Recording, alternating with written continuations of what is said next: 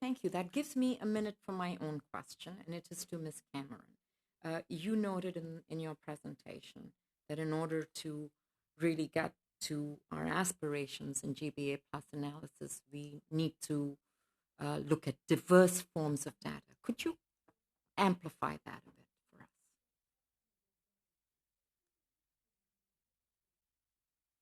Yes, absolutely. Thanks for that question. What I mean when I say diverse forms of data, it emerges out of this ongoing lamentation about lack of data and about how that is going to prohibit us from doing GBA plus or intersectional analysis. And in fact, I work with economists who love data, so I come up against this a lot because I have a background that's more poli-sci and theory.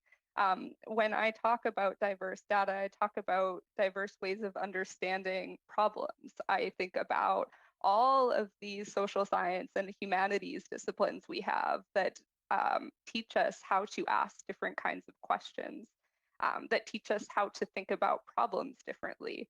I think about qualitative research that isn't just surveys, qualitative research that is about storytelling and involving different ways of sharing one's story. I think about historical analysis. I think about sociology. I think about just making logical arguments, asking questions about why do we do things the way that we do them when there's an obvious impact.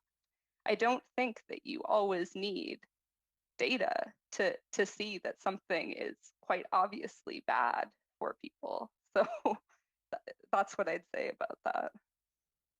Thank you very much. And Ms. Tetz, it's a variation of Senator Lankin's question. You know, I think it was you who said we need a pan-Canadian network of scholars and students who are committed to the science. I don't believe it will happen organically. Um, do you believe the federal government should have a role in funding the creation of such a network? Yes. It's driving this, right? The whole reason why I started to, the whole reason why I started to get into this as a scholar was because in 2015, when the election went to the Liberals, there was a commitment to roll out gender-based analysis and policy analysis. And that's when I went, well, I should get to know this. Trained as an economist, I was not equipped to help the government do that. And so, yeah, it has an obligation because it's made that commitment, but it also has to understand where its analysis and, when you think about the think tanks that are involved in putting out research on policy analysis, like the CD Howe or the Conference Board, who's seen gender-based analysis or intersectionality in their work? The only big one you're going to see it from, right, is either the CCPA or an organization that has women or gender in its title. It has to be, if I may be so bold, mainstreamed, and it has to stop being a gender issue. It's not a gender issue. It is about society.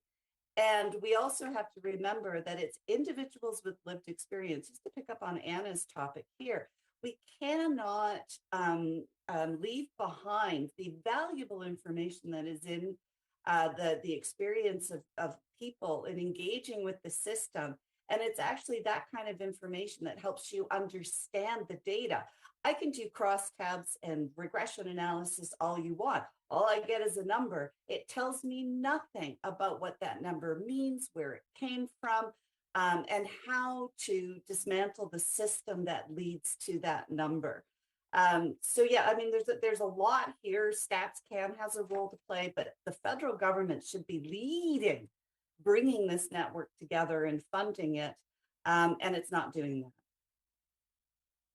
Thank you. Professor Tetz, Ms. Cameron, Ms. Brayton, Ms. McLeod, for your excellent testimony.